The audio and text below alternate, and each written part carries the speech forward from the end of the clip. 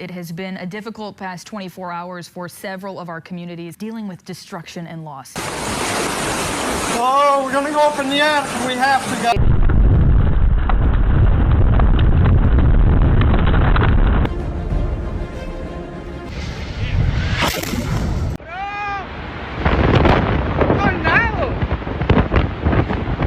The second coming isn't coming. It's already started. And the proof isn't in some distant country or ancient text. It's happening right here, right now, in America. The signs are so obvious that even CNN can't explain them away anymore. But there's one detail the media won't touch. Last Tuesday in Kentucky, the Cumberland River started doing something rivers don't do.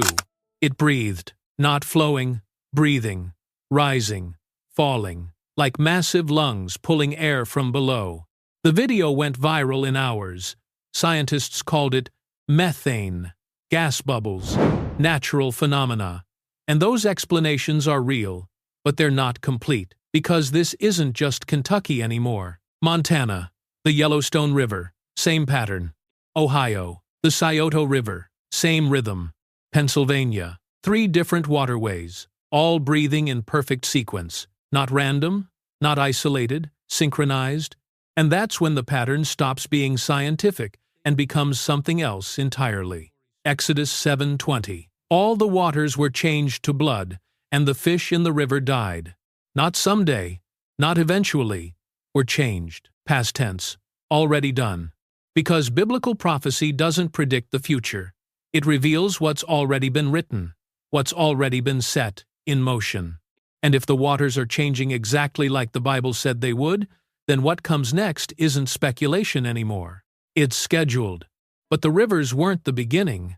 They were just the first sign most people noticed, because while everyone was watching the water, something much bigger was already stirring beneath their feet. 3 weeks ago, the Johnson family in Missouri went to sleep with a backyard.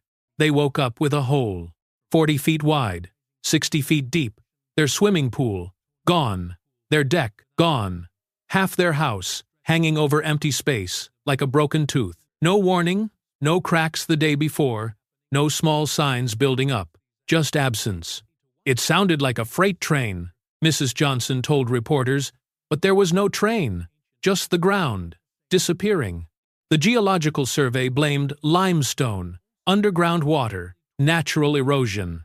And those explanations are real, but they don't explain the timing, because Missouri wasn't alone.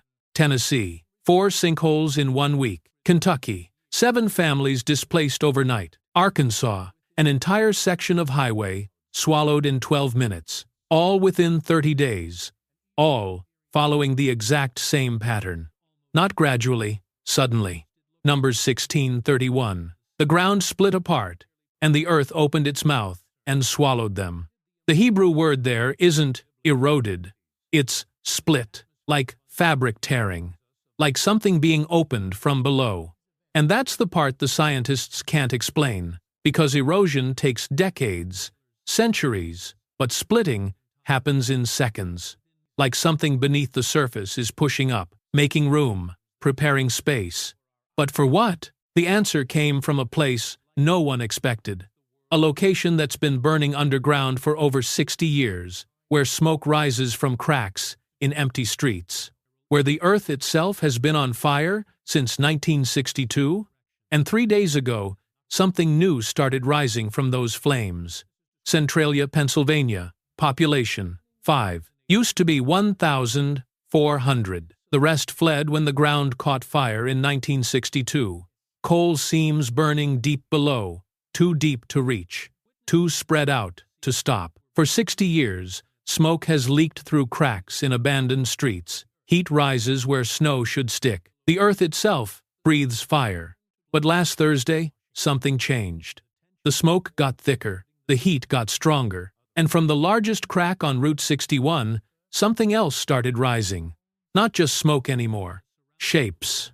Witnesses described them as columns of heat that looked almost organized, almost deliberate, moving against the wind instead of with it. Local fire department called it thermal updrafts, air pressure changes, physics.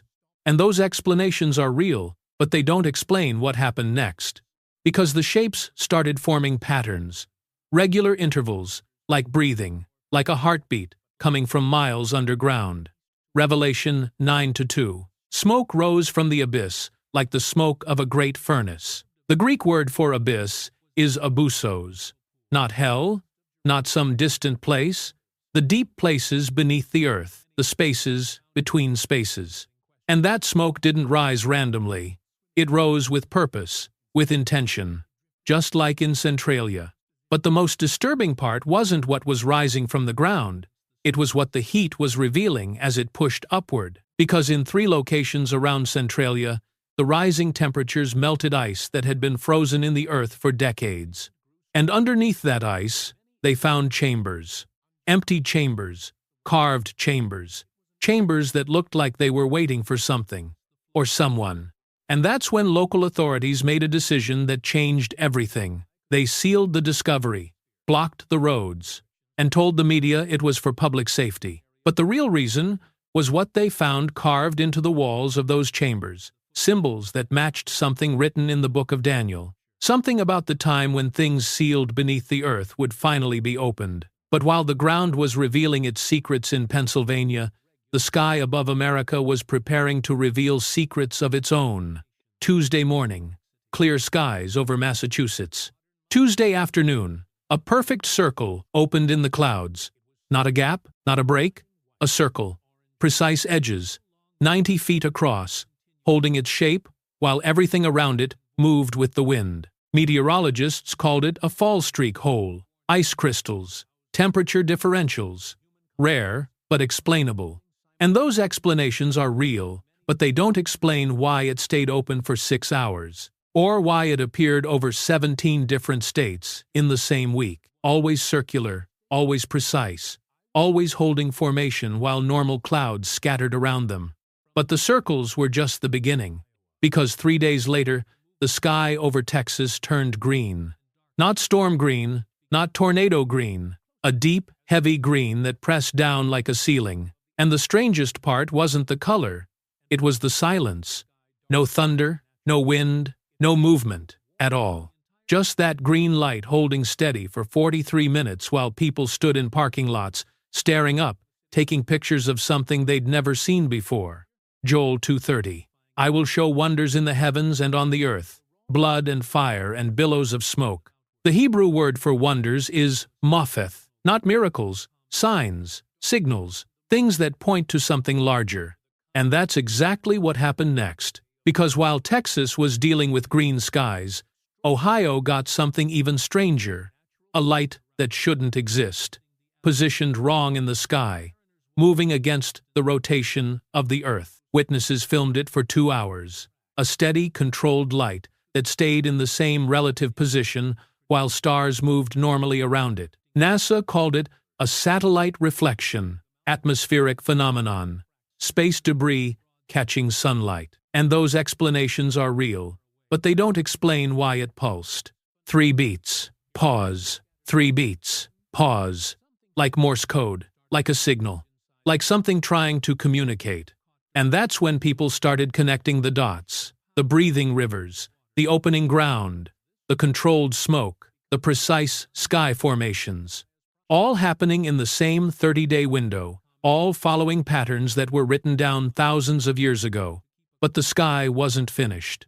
Because what appeared over Lake Michigan last Friday night made everything else look like practice. A formation that was impossible to dismiss, impossible to explain away, and impossible to ignore. Friday night, 11:47 p.m., Lake Michigan. Sarah Chen was driving home from her late shift when she pulled over, not because of car trouble, because of what she saw rising from the water. A column of light, but not spreading like normal light does, focused, contained, stretching from the lake surface straight up until it disappeared into the clouds. And then, the light began to change. It wasn't just a column anymore, it was taking shape, human shape, arms, shoulders, a head tilted upward, toward something no one could see. Sarah called 911, not for help, just to report what she was witnessing. By midnight, 17 cars had stopped along the shoreline, all watching the same thing. all filming the same impossible sight. A figure made of light, standing on Lake Michigan, motionless, solid enough to block stars behind it, real enough that it cast a reflection on the water below. For 26 minutes, it stood there, silent, still, watching something in the distance. Then it raised its arms. And that's when people started praying. Not because they were afraid, because they recognized something. Something they'd seen in stained glass windows and old paintings. Something that felt familiar. The National Weather Service called it ball lightning, electromagnetic phenomenon, rare atmospheric conditions over large bodies of water. And those explanations are real, but they don't explain the witnesses who said they felt something when it raised its arms, a change in the air pressure, a shift in the silence. Like the whole world was holding its breath. Acts 1-9. After he said this, he was taken up before their very eyes, and a cloud hid him from their sight. The disciples didn't understand what they were seeing either. They stood there, staring at empty sky, until angels appeared and asked them why they kept looking up. But they weren't looking for explanations. They were looking for return. And that's what made Friday night different. Because for the first time in 2,000 years, people weren't just hoping for the second coming. They were watching it begin. The figure disappeared at 12:13 a.m. Not gradually, all at once, like a television being turned off. But the feeling didn't disappear, the sense that something had fundamentally changed, that a door had been opened that couldn't be closed again. And 6 hours later, that feeling proved to be right. Because Saturday morning, churches across America woke up to discover something that had never happened before, something that proved the Lake Michigan event wasn't isolated, wasn't random, wasn't natural. Saturday morning, the real signs began. Saturday morning, 8:15 a.m., First Baptist Church of Tulsa, Oklahoma. Pastor Williams was setting up for morning service when Mrs. Rodriguez burst through the front doors. Not walking, running. "Pastor, you need to see this. You need to see what happened to my grandson, Tommy Rodriguez, 8 years old, born deaf." That morning, he woke up hearing. Not gradually, not partially, completely. Like someone had flipped a switch that had been broken his entire life. He heard birds singing, Mrs. Rodriguez whispered. He'd never heard birds before. He didn't even know what sound they made. Pastor Williams called it a miracle, medical breakthrough. Maybe the boy's condition had been misdiagnosed. And those explanations are real, but they don't explain what happened during the 10 a.m. service. Because Tommy wasn't the only one. Sarah Mitchell, wheelchair-bound for 12 years after a car accident, stood up during the closing hymn. Not helped up, she just stood. David Park, chronic depression, medication for 6 years, smiled for the first time since his wife died. A real smile.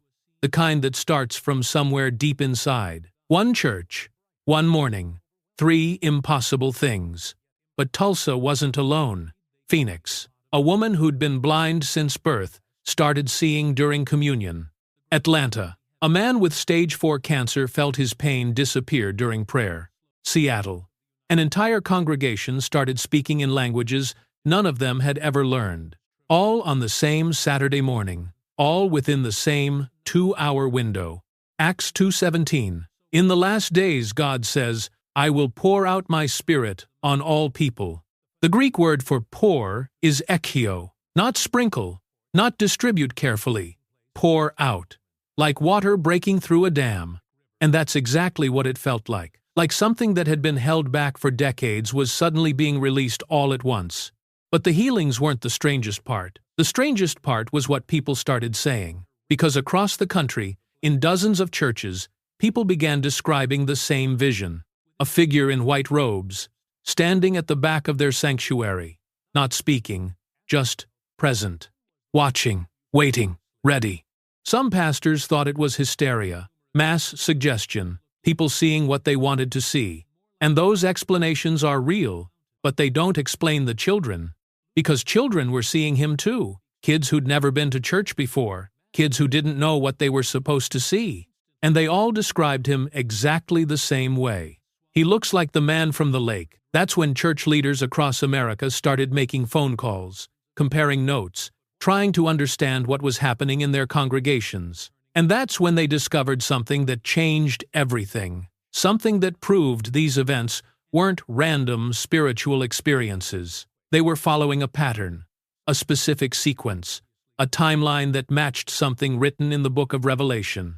Something about what happens right before the final trumpet sounds. Dr. Michael Harrison had been studying biblical prophecy for 37 years. Tuesday afternoon, he stopped studying and started counting. Not verses, not interpretations, days. Because what was happening across America wasn't random spiritual revival, it was following the exact sequence described in Revelation 6 through 8, step by step, sign by sign, like someone was checking items off a list written 2,000 years ago.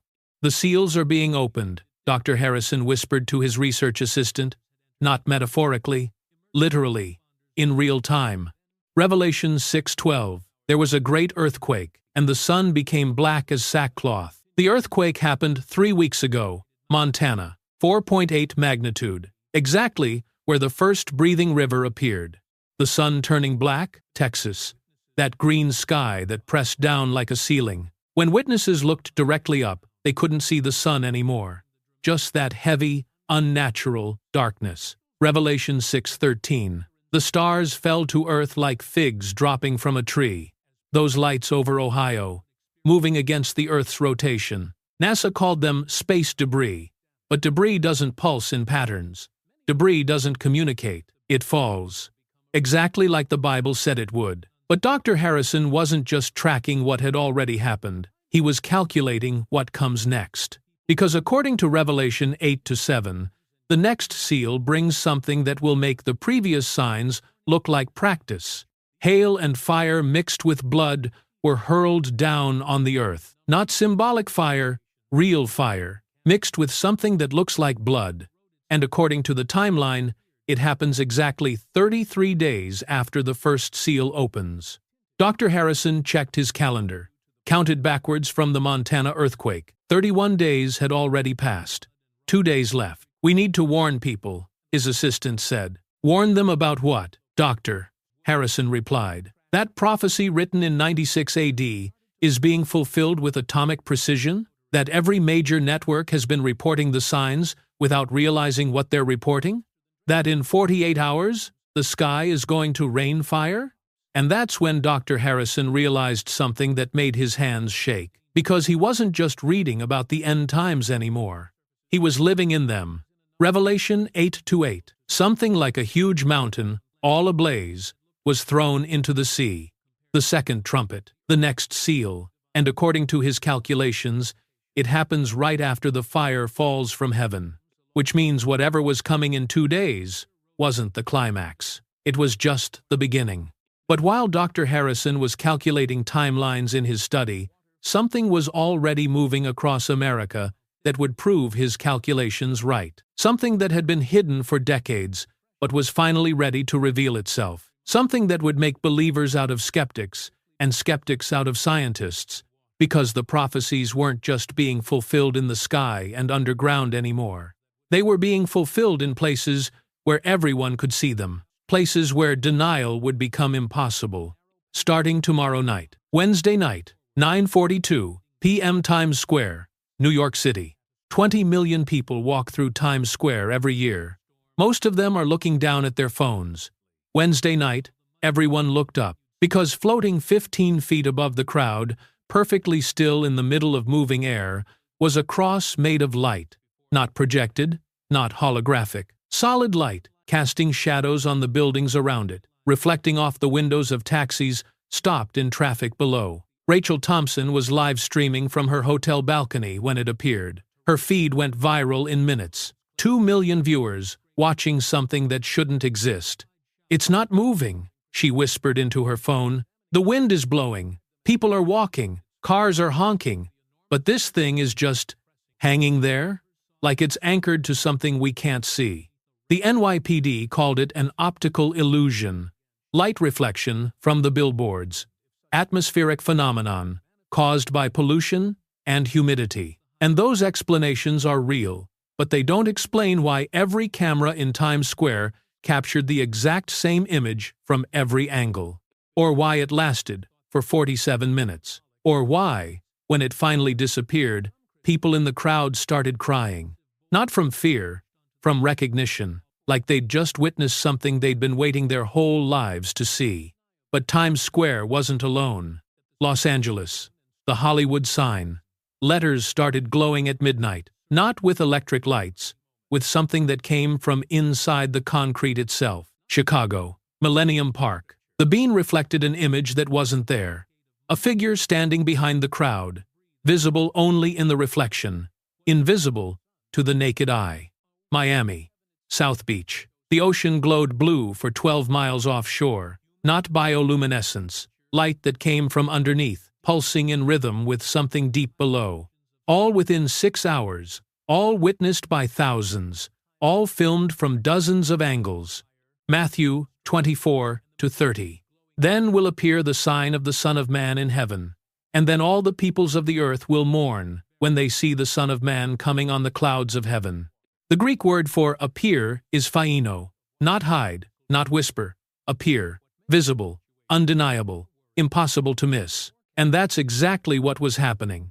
Signs so public, so witnessed, so documented that even the most hardened skeptics started asking questions they'd never asked before. But the public manifestations weren't random. They weren't scattered events happening by coincidence. They were coordinated, following a pattern, building toward something.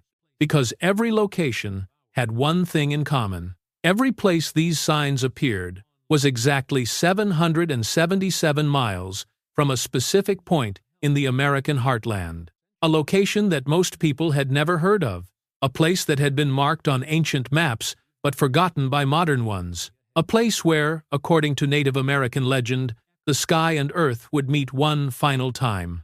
And tomorrow morning, that legend was about to become reality. Because what appeared over Kansas at 6:33 a.m. Thursday morning wasn't just another sign. It wasn't just another manifestation that could be explained away or dismissed. It was the announcement that the waiting was over. That the prophecies weren't just being fulfilled anymore, they were being completed. And what completion looked like was about to change everything. Thursday morning, 6:33 a.m., geographic center of the United States. Lebanon, Kansas. Population 218. For 150 years, it's been nothing but farmland and a roadside marker. Wheat fields stretching to every horizon. The kind of place people drive through without stopping. Thursday morning, that changed forever. Because at exactly 6:33 a.m., the sky above Lebanon split open. Not clouds parting, not weather patterns shifting. The sky itself opened like a door being pushed apart from the inside. And through that opening, light poured down. Not sunlight, something older. Something that made the air itself shimmer like it was alive. Farmer Jim Kowalski was checking his cattle when it happened. Looked like someone took a knife to the heavens. He told reporters later. Cut a perfect line right across the blue. And then it just opened. Like pages in a book. But the opening wasn't the strangest part. The strangest part was what came through it. A sound, not heard, felt, like the deepest note ever played, resonating through the ground, through the air, through the bodies of everyone within 50 miles. People in Kansas City felt it. People in Denver felt it. A sound that touched something deeper than eardrums. Something that reached straight into the soul. 1 Thessalonians 4:16. For the Lord himself will come down from heaven with a loud command, with the voice of the archangel, and with the trumpet call of God. The Greek word for loud command is keliuma. Not a shout, a battle cry. The sound that signals the end of waiting and the beginning of action. And that's exactly what Thursday morning felt like a cosmic alarm clock had just gone off, like something that had been sleeping for 2,000 years was finally waking up. But the sound was just the beginning. Because as that note held steady across the American heartland, something began descending through the opening, not falling, descending, with purpose, with control.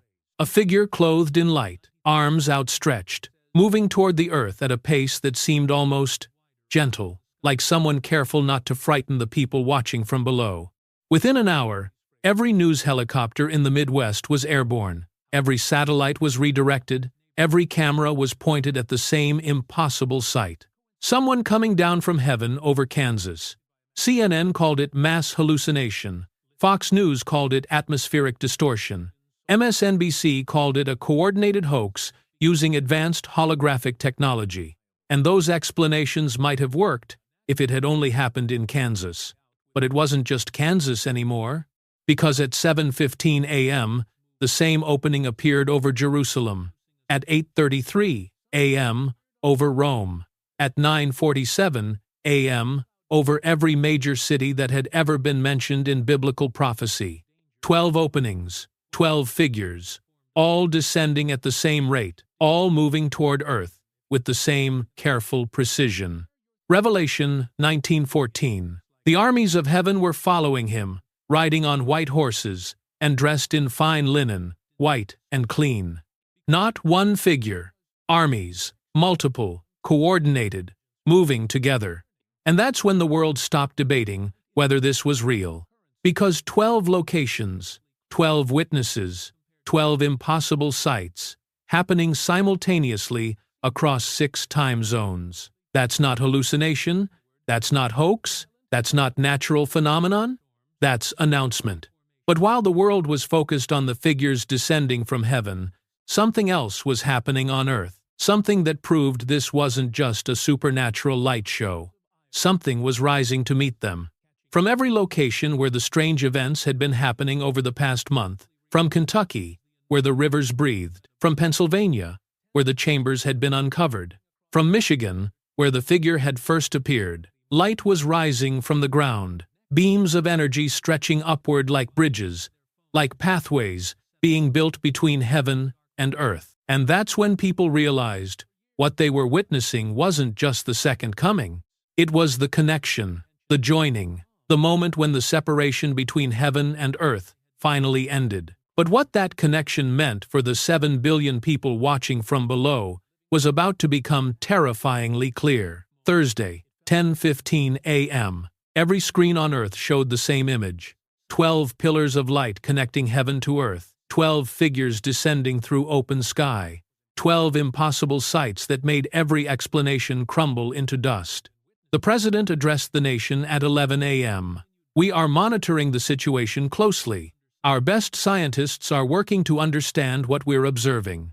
But his hands were shaking, and behind him, through the Oval Office windows, you could see it. The pillar over Washington, D.C. Impossible to ignore. Impossible to explain away. The Vatican issued a statement at noon. These events align with prophetic scripture. We encourage all believers to prepare their hearts. The UN called an emergency session. Russia blamed America. China blamed solar flares. America blamed atmospheric manipulation. But blame doesn't work when the evidence is hanging in the sky above every major city on Earth. And that's when the real reaction began. Stock markets crashed. Not from fear of economics, from fear of irrelevance. Because when heaven literally opens above your head, quarterly profits stop mattering. Hospitals emptied. Not because people were healed, because people realized that whatever was coming next, Band-Aids, wouldn't help. Churches filled beyond capacity. Not just Christian churches, every place of worship, synagogues, mosques, Buddhist temples. People who hadn't prayed in decades suddenly remembering prayers they thought they'd forgotten. Because when the impossible becomes visible, atheism becomes intellectually dishonest. But the most telling reaction came from children. Because while adults were panicking and politicians were calculating and scientists were scrambling for explanations, children were doing something completely different. They were pointing at the figures descending from heaven and saying, "He's back." Not "Who is that?" Not "What's happening?" He's back. Like they'd been waiting. Like they'd known this was coming. Like they'd been expecting someone to return.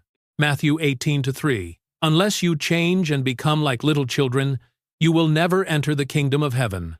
Children don't need explanations for miracles. They don't require scientific verification for wonder. They see what's real and accept it. And what was real was 12 figures moving toward Earth with purpose that was becoming clearer every hour. Because as they descended, things started changing. Not just in the sky, on the ground.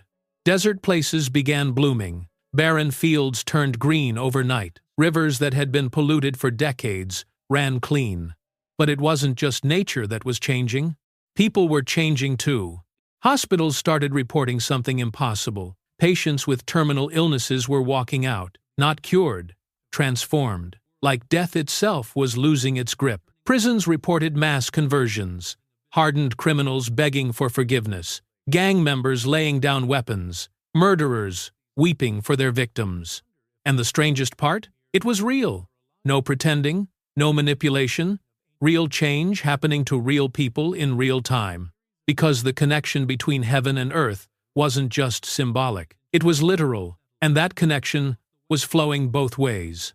Light descending from above, healing rising from below, the boundary between supernatural and natural dissolving like it had never existed. But while believers were celebrating and skeptics were scrambling to understand, a darker truth was emerging. Because not everyone was experiencing healing. Not everyone was feeling joy. Some people were experiencing something else entirely. Fear. Deep, primal fear. The kind that comes when you realize you're on the wrong side of the most important moment in human history. And tomorrow morning, that fear was about to become justified.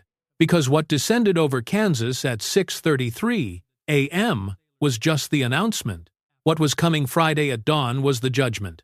And judgment doesn't negotiate. Judgment doesn't compromise. Judgment simply decides.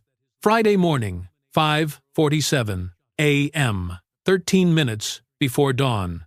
The figures had been descending for 18 hours. Slowly, deliberately, like they were giving everyone time to decide where they stood. At 5:47 a.m., the descent stopped. 12 figures suspended exactly 100 feet above 12 cities, motionless, silent, waiting. And that's when people realized the gentle approach was over. Because at exactly 6 a.m., as the first light of dawn touched the horizon, something changed in the air itself. The presence became intense, focused, like the difference between candlelight and lightning. And then it began. Not with violence, not with destruction, with separation.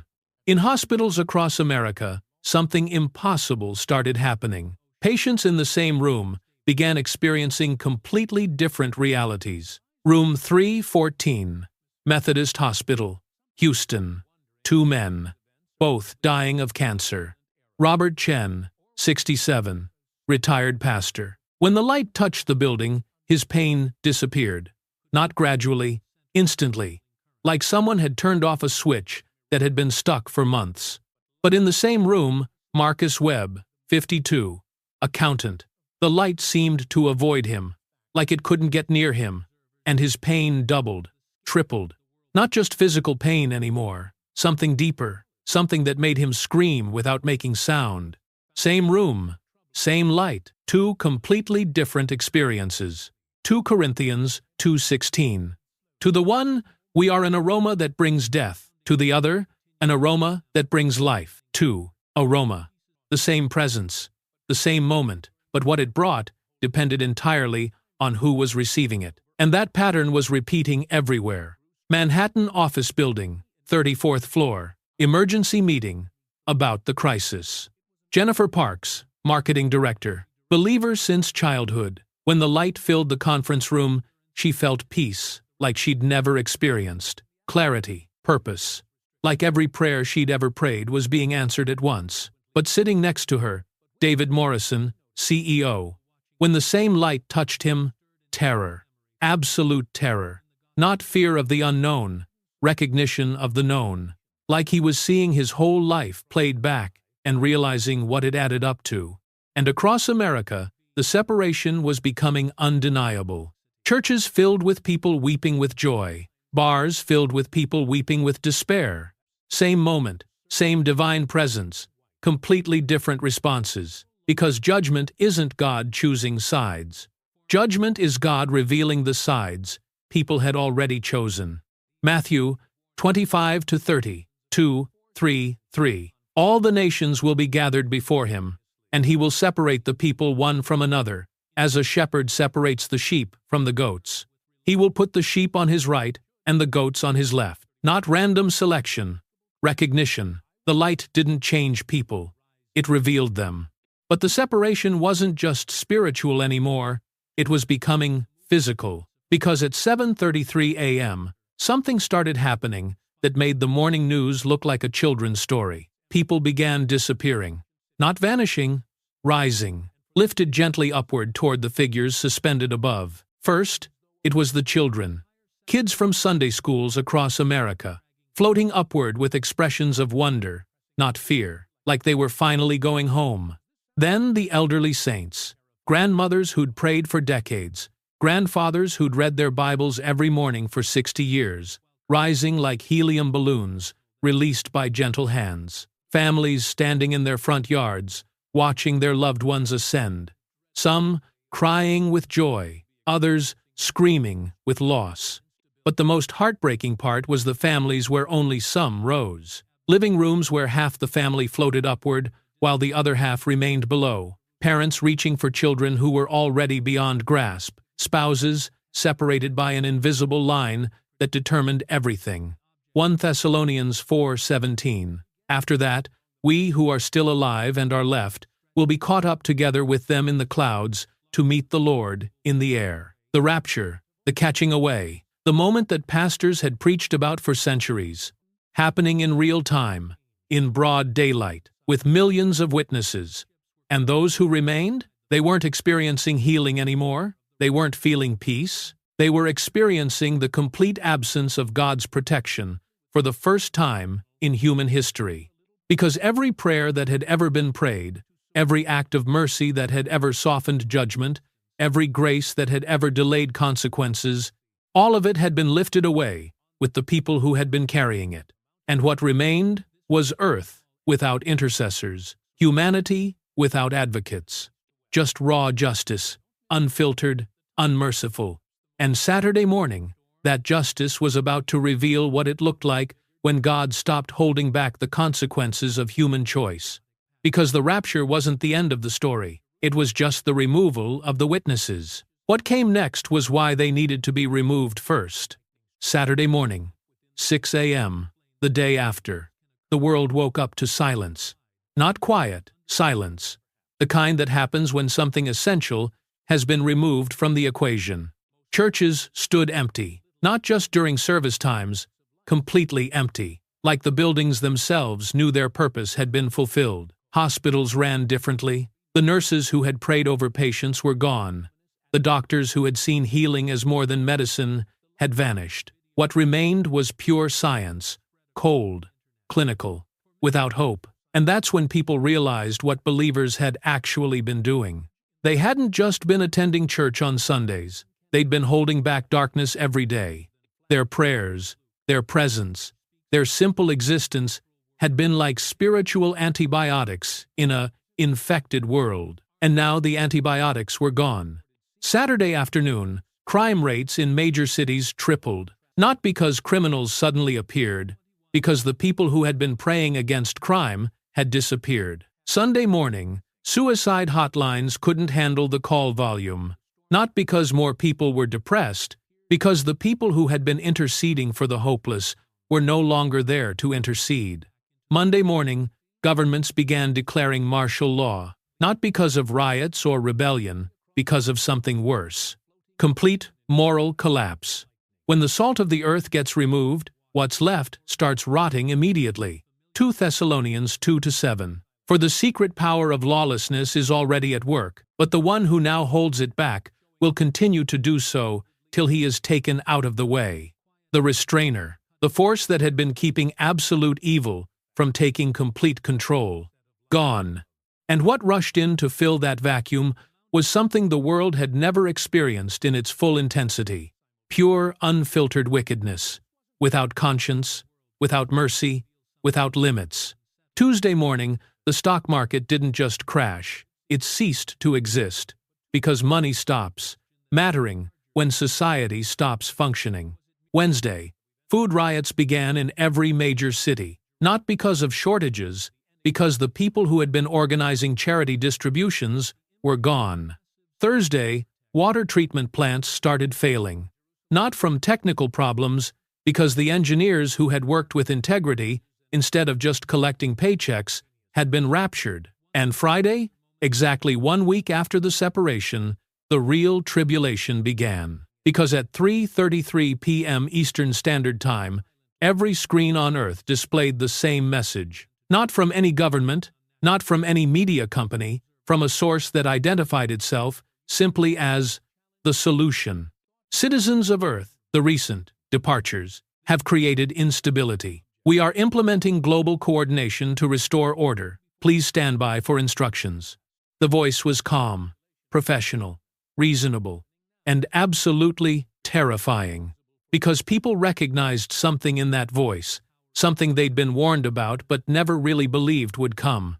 The Antichrist, not wearing horns and breathing fire, wearing a business suit and offering solutions. Daniel 8:25. He will cause deceit to prosper, and he will consider himself superior. When they feel secure, he will destroy many and take his stand against the Prince of Princes, not conquering through war, through crisis management, by being the answer to problems he had helped create. And the worst part? It was working. Because when people are drowning, they'll grab any rope thrown to them, even if it's attached to an anchor. Within hours, governments worldwide were announcing cooperation with the Global Coordination Initiative. Not because they wanted to, because their populations were demanding it. Order, structure, someone in charge who could make sense of the chaos, someone who promised to fix what had been broken. But Saturday morning, exactly 2 weeks after the rapture, that someone revealed what fixing actually meant. Because the solution he offered wasn't about restoring what had been lost. It was about building something completely new, something that would make the old world look like paradise by comparison. Something that would prove why the believers had to be removed before it began. Because what was coming next wasn't just tribulation. It was the revelation of evil in its purest form, without restraint, without opposition. And Monday morning, that revelation was about to show the world what hell on earth actually looked like. Monday morning, week 3, after the disappearances. The Global Coordination Initiative announced its first practical solution. Economic instability has created unnecessary hardship, the voice explained through every connected device on Earth. We are implementing a unified transaction system. Efficient, secure, immediate. It sounded reasonable, logical, even compassionate. No more bank runs, no more currency fluctuations, no more financial uncertainty. One system, one standard, one way to buy, sell, or trade anything. All you needed was a small biometric chip, painless insertion, right hand or forehead. Your choice. Think of it as your new social security number. The promotional videos explained, but better. Unhackable, unstealable, always with you. Tuesday morning, the first distribution centers opened in major cities. Lines stretched for blocks, not because people were excited, because they were hungry. Food shipments had stopped accepting cash 3 days earlier. Too much risk of counterfeit currency during the transition period, store managers explained. Credit cards stopped working Sunday night. System incompatibility with legacy financial networks. Venmo, PayPal, digital wallets, all offline. Temporary maintenance during infrastructure upgrade. The only way to buy food was with the chip, and people were starving. Revelation 13:16, 1:7. It also forced all people, great and small, rich and poor, free and slave, to receive a mark on their right hands or on their foreheads, so that they could not buy or sell unless they had the mark. Not forced through violence, forced through necessity, through hunger, through the basic human need to survive. Wednesday morning, Sarah Chen stood outside Distribution Center number 47 inches downtown Chicago. She'd been in line for 6 hours, her 3-year-old daughter crying from hunger. "It's just a chip," she whispered to herself. "It's not what they said it would be. It's practical. It's survival." But when she reached the front of the line, something made her pause. The technician was pleasant, professional, but his eyes were different, flat, like looking into dark water. "Right hand or forehead?" he asked with a smile that didn't reach those empty eyes. And Sarah remembered something, a verse her grandmother had made her memorize decades ago. "If anyone worships the beast and its image, and receives its mark on their forehead or on their hand, they too will drink the wine of God's fury." Revelation 14:9-10. Her grandmother's voice, clear, as if she was standing right there. Sarah looked at her hungry daughter, then at the chip in the technician's hands, and made the hardest choice of her life. She walked away, but Sarah was in the minority. By Thursday afternoon, 847 million people had received the mark. By Friday, 1.2 billion. By Saturday, over 2 billion. Because the alternative was starvation. And most people couldn't choose starvation, not for themselves, not for their children. But something else was happening to the people who took the mark. Something the promotional videos hadn't mentioned. They stopped asking questions, stopped wondering about the disappearances, stopped mourning the people who had vanished, like their capacity for spiritual thought had been adjusted. Marcus Webb, the accountant from Houston Methodist Hospital, he'd taken the mark on Wednesday. By Friday, he couldn't remember why he'd been upset about his wife disappearing. "She's probably better off," he told his coworkers. "Less stress, wherever she is now." Jennifer Parks, the marketing director from Manhattan, marked on Tuesday. By Thursday, she was volunteering at distribution centers, encouraging others to make the smart choice. "It's just common sense," she explained to her sister, who was still refusing. "Why suffer when you don't have to?" But her sister noticed something. Jennifer's smile was different. Her laugh was hollow, like something essential had been extracted, along with her resistance. Because the mark wasn't just about buying and selling. It was about buying into a system that required you to sell your soul as the entrance fee. And Sunday morning, exactly 3 weeks after the rapture, that system revealed its true purpose. Because at 9 a.m. Eastern, every person with the mark received the same message, not through their devices, through their minds, directly, internally, like someone else's thoughts appearing in their heads. Phase 1 complete. Beginning Phase 2. Report to designated worship centers immediately. Worship centers, not distribution centers, not coordination centers, worship centers. And everyone with the mark stood up simultaneously, left whatever they were doing, and began walking toward locations they'd never been told about, but somehow knew exactly how to find. Like they were being remote-controlled. But the people without the mark? They didn't receive any messages. They weren't compelled to go anywhere. They just watched in horror as 2/3 of the remaining population began marching in perfect unison toward buildings that had appeared overnight. Buildings shaped like pyramids, with altars at the center. And what those altars were for became clear Monday morning. Because what the Antichrist's system had really been building wasn't economic stability. It was a global sacrifice network. And the people who'd taken the mark? They weren't just worshippers anymore. They were the offering. Monday morning, 3 weeks, and 1 day after the rapture. The pyramid worship centers had been busy all night. Not with singing, not with prayer, with something else entirely.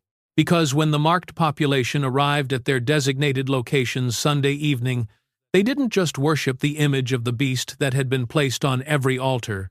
They fed it, not with money, not with possessions, with themselves. One by one, the marked walked to the altars, placed their hands on the stone, and transferred something. Not blood, not life. Their humanity. Whatever had made them individuals, whatever had made them unique, whatever had made them, was being extracted and funneled into something that was growing stronger with every offering. By Monday morning, the people walking out of the worship centers weren't people anymore. They were extensions, parts of a single mind, soldiers in an army that thought with one brain and moved with one purpose. And that purpose was becoming terrifyingly clear. Because at 10 a.m., every unmarked person on Earth received a simple message through every available communication channel. You have 24 hours to report for marking. After that, compliance will be enforced. Sarah Chen, still hiding in downtown Chicago with her daughter, watched through her apartment window as the marked began organizing, not frantically, methodically. Block by block, building by building, they were searching. For the unmarked, for the resistors, for the ones who had chosen starvation over submission. And when they found them, Tuesday afternoon, Brooklyn, New York, David Kumar had been hiding in an abandoned warehouse for 5 days. No food, no water, but no mark. When they found him, he expected violence, expected torture, expected death. What he got was worse. They simply looked at him, all of them. Hundreds of marked individuals surrounding him in perfect silence. And then they began to speak, not with their mouths, directly into his mind. Take the mark, end the suffering, join us, become us, over and over, louder and louder, until David was screaming just to hear his own voice over the mental invasion. But he didn't take the mark. He chose madness over marking, insanity over integration. And across the world, thousands like David were making the same choice. Because somewhere deep inside, they understood what the marked had forgotten. Some things are worth dying for. Some lines can't be crossed. Some prices are too high to pay. But Wednesday morning, the hunting stopped. Because the Antichrist's attention turned to something bigger than individual resistors, something that threatened his entire system. Because at exactly 12 noon, every satellite pointed toward the eastern sky detected the same impossible sight. An army approaching Earth. Not from any country, from heaven itself. Revelation 19:11. I saw heaven standing open, and there before me was a white horse, whose rider is called Faithful and True. Not alone this time, not descending slowly, not offering mercy, coming in power, in authority, in final judgment. And behind him, the army of the redeemed, every believer who had ever lived, every saint who had ever died, every child who had been raptured 3 weeks earlier, all returning together for one purpose: to end the rebellion once and for all. Thursday morning, the Antichrist made his final move. Every marked person on earth received the same mental command: gather, Megiddo Valley, final battle, victory awaits. And they came, billions of them, from every continent, every nation, every people group that had accepted the mark, not as separate armies, as one massive force, all thinking the same thoughts, all moving toward the same goal: the destruction of heaven's army. The valley filled for miles in every direction, weapons pointed skyward, voices chanting in unison, ready for a war they couldn't possibly win, but were compelled to fight. And Friday morning, as the two forces faced each other across the ancient battlefield where humanity's fate would finally be decided, something incredible happened. The marked army attacked first. Missiles, bullets, everything humanity had built to destroy itself. And every weapon stopped mid-air, suspended, frozen, because you can't fight heaven with earthly weapons. Revelation 19:15. Coming out of his mouth is a sharp sword with which to strike down the nations. Not a physical sword, the word of God, truth, spoken with absolute authority. And when Christ spoke, the rebellion simply ended. Not through violence, through recognition, through the revelation of who had actually won the war before it even began.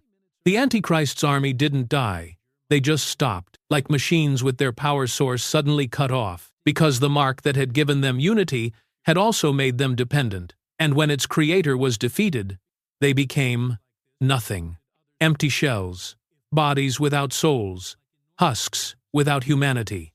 But for the unmarked, who had survived, who had chosen starvation over submission, who had endured torture rather than trade their souls, Saturday morning brought something they had been promised but never dared to believe they would see: restoration, healing, the beginning of a world without rebellion, without deception, without the constant battle between good and evil.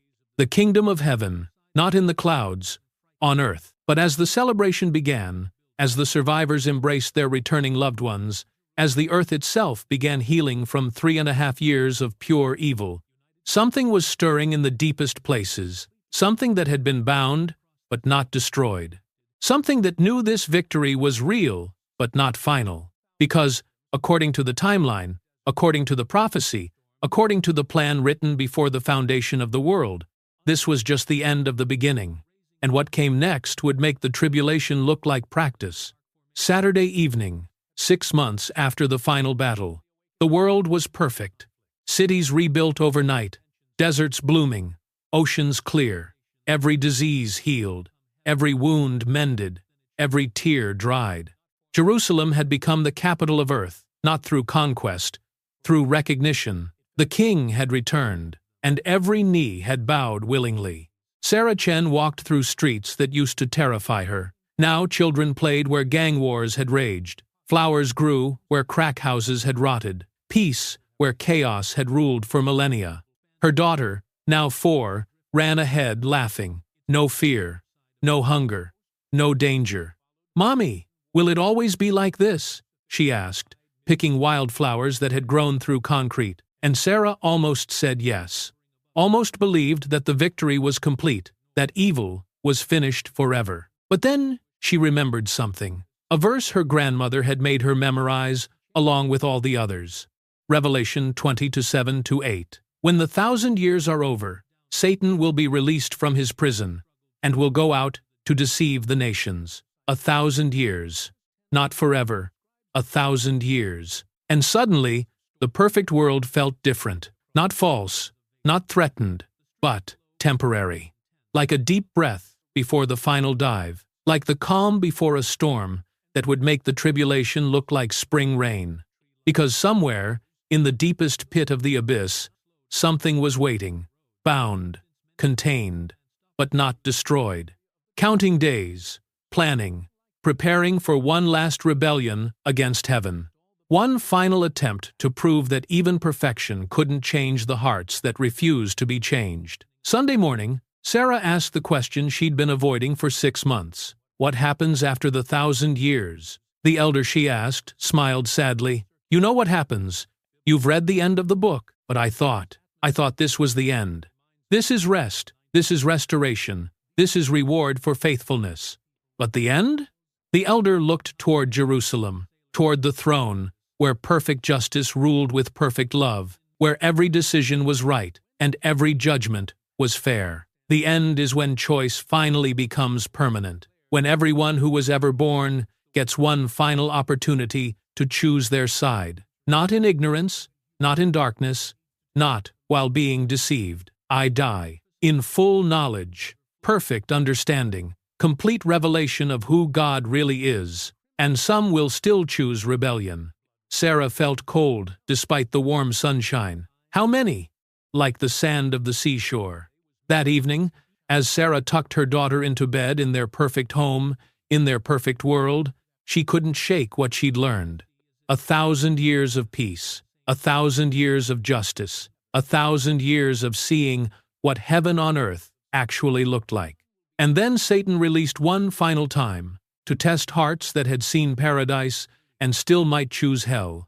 Her daughter fell asleep to the sound of nightingales singing. No sirens, no gunshots, no crying. But outside her window, in the distance, Sarah could see the hills around Jerusalem. The same hills where the final battle had been fought. The same ground where good had triumphed over evil. And according to prophecy, the same location where the very last battle would be fought. Not in 1,000 years. Not in 900 years. In exactly 999 years, 6 months, and 14 days. Because the prophecy was that specific, that precise, that certain.